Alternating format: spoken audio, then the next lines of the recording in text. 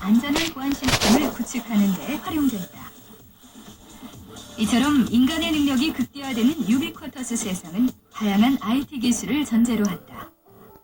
자, 그렇다면 유비쿼터스 컴퓨팅을 위한 핵심 기술에는 어떤 것이 있으며 그 범위와 특징은 무엇인지 알아보자.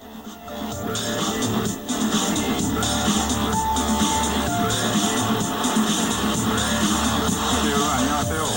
세 번째 시간입니다. 여러분들 오늘 아마 배운 이 내용이 이번 학기에서 제일 폭넓은 넓은 범위의 내용을 배우게 될 거예요. 그렇지만 아마 개론적인 측면이 강하니까 이번 이 3강에서 나오는 어떤 기술의 용어에 대한 이해를 여러분들이 확실하게 하고 진행하시면 이후의 내용들이 좀 편하실 거예요. 오늘 배우실 내용은 바로 이 유비쿼터스 컴퓨팅을 이루는 혹은 주춧돌이 되는 6가지 기술에 대해서 배우게 됩니다. 이 6가지 기술은 아마도 개인적으로 존재할 때는 별로 의미가 없고 서로 다른 기술과 합쳐져서 하나의 서비스를 제공하는 그런 조합, 요소의 입장에서 여러분들이 이해를 하시면 좋을 것 같습니다. 자, 그러면 이제 이 유비쿼터스 컴퓨팅을 이루는 6가지 기술에 대해서 한번 배워보도록 하겠습니다.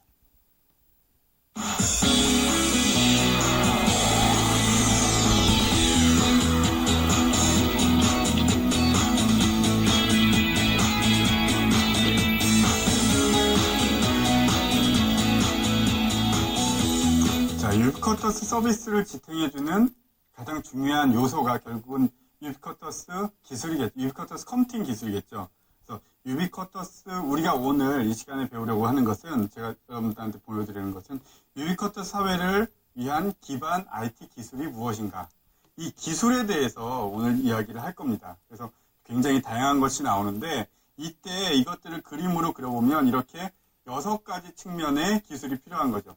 네트워크 기술 뭔지 아시죠? 서로 연결되는 것을 지향하는 것이고 상황인식은 사용자의 요구가 무엇인지 사용자의 상황이 지금 어떤지를 알아내는 것이고 보안기술은 개인정보를 보호해줘야 되는 거죠. 남에게 넘어가면 안 되는 기술. 자, 디바이스는 단말기라든지 혹은 맴스같이 그러니까 맴스는 지금 여러분들 모르셔도 돼요. 그냥 단말기 기술이라고 생각하시면 돼요. 자, 상호작용 기술은 의사소통을 어떻게 할 것인가에 대한 기술, 그 다음에 센싱 기술은 글자 그대로 무언가를 지각해내는 것, 즉 상황 정보를 지각해낸다라고 여러분들이 생각하시면 돼요. 그래서 이렇게 6개의 기술로서 바로 유비쿼터스 서비스가 지탱이 된다라고 여러분들이 생각을 하시면 될 것 같습니다. 자, 그러면 이 디바이스 기술이 무엇인지부터 시작해서 이 6개의 기술에 대해서 제가 개론적으로 여러분들께 소개를 하도록 하겠습니다.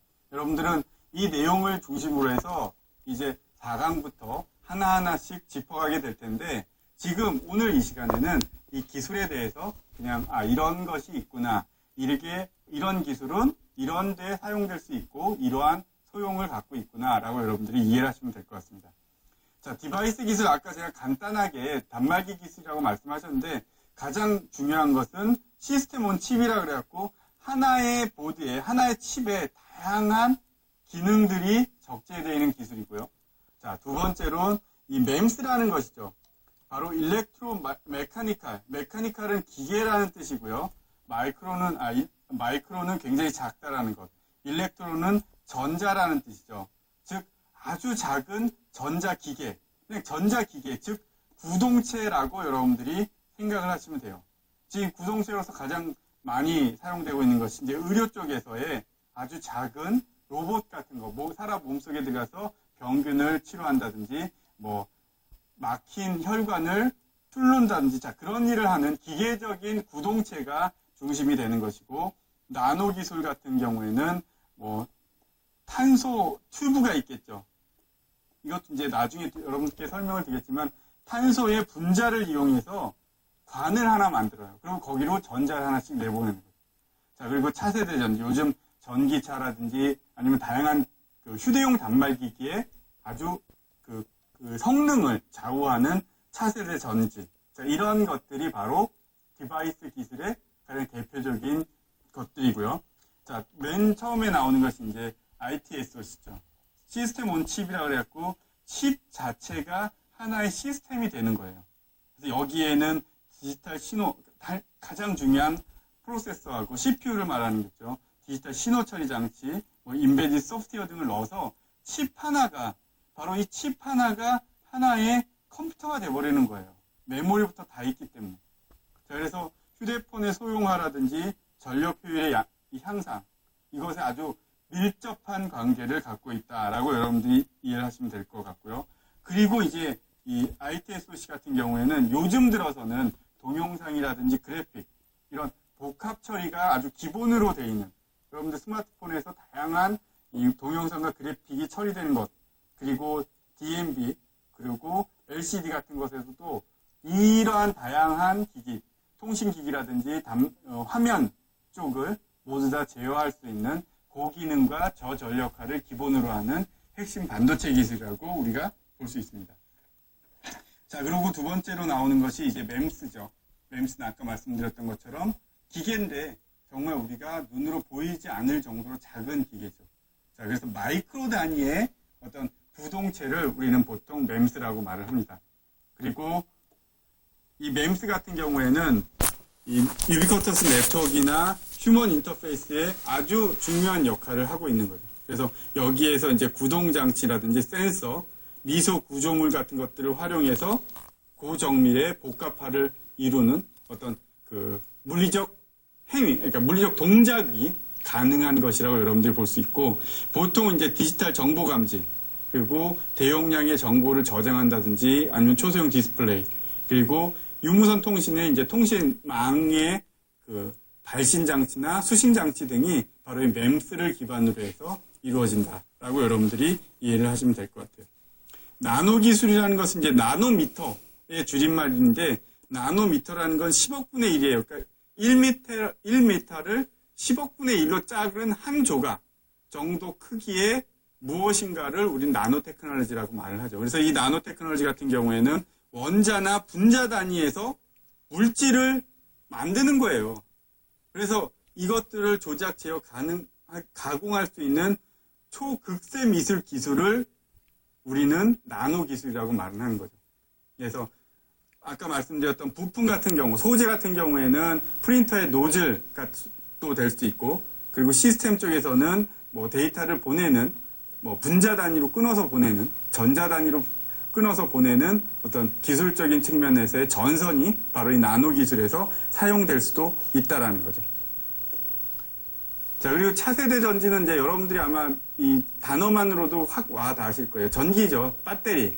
근데 이 배터리가 단순한 우리가 뭐 1.5V짜리 AA 배터리 그런 것이 아니라 기계의 성능, 기계의 뭐 지속성을 결정할 수 있을 정도로, 혹은 성능에 밀접한 관계를 줄 수 있는 그러한 전지를 말하는 것입니다. 그래서 휴대전화기 혹은 DMB폰, 휴대용 오디오 이런 것들에 사용될 수 있는 바로 전지가 이 차세대 전지고, 지금까지 개념을 뛰어넘는 거죠. 더군다나 요즘에 이제 하이브리드 자동차라든지 전기 자동차는 바로 이 전지 기술이 바로 그 자동차의 성능을, 주행 거리라든지 뭐 가속력을 결정하는 굉장히 중요한 요소가 되고 있다라는 거죠.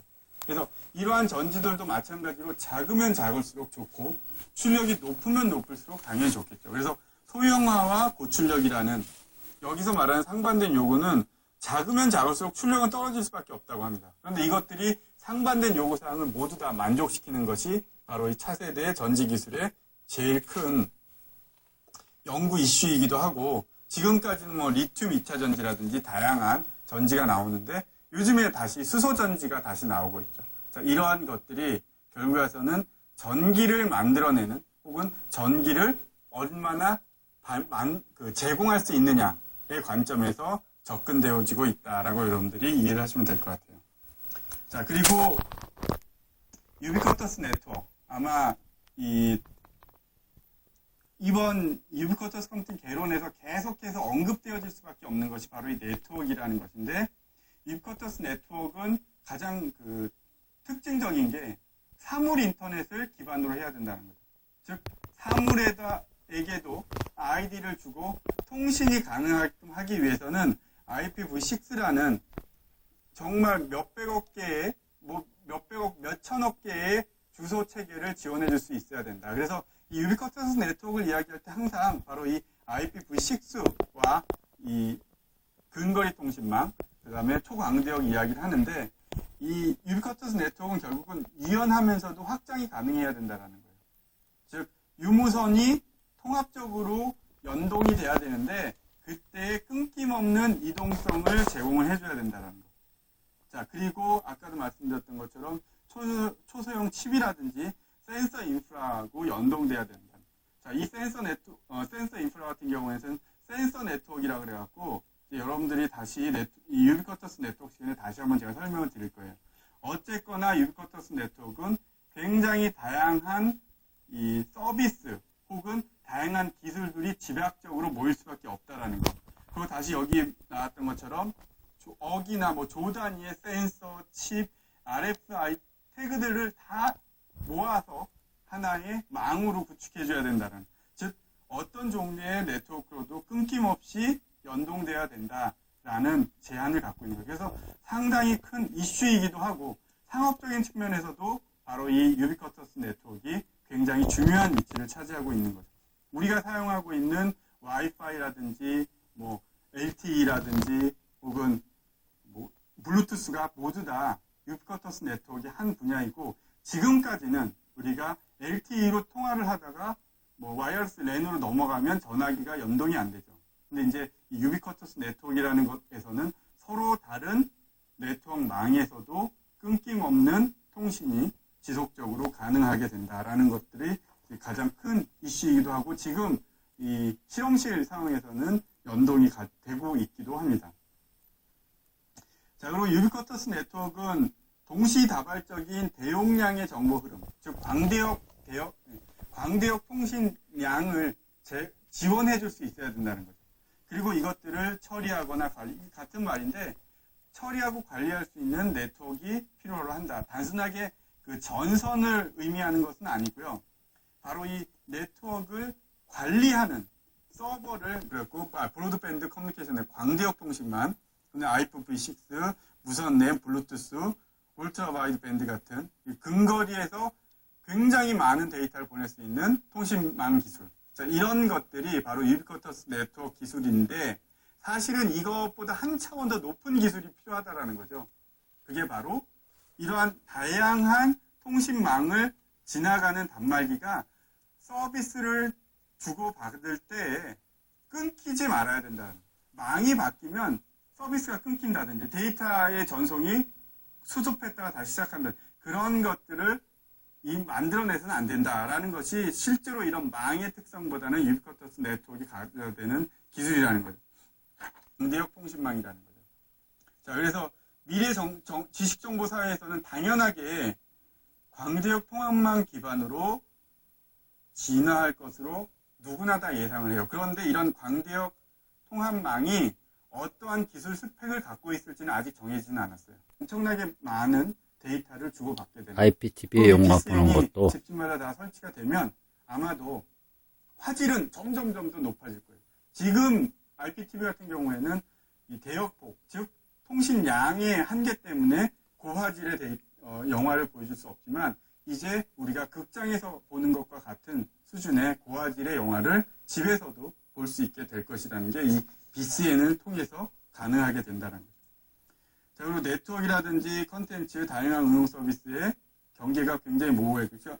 응용 서비스에서 컨텐츠를 내보내고, 기기들의 이동이라든지, 셀 스위칭은 안 되겠지만, 건물 내에서, 그러니까 지역 내에서의 단말기의 재배치가 용이하다든지, 그리고 스마트폰과 자동차에 특히 좋은 것은 바로 저절은 무선 송수신 속도, 이 울트라 와이드 밴드가 결국에 가서는 홈 네트워크에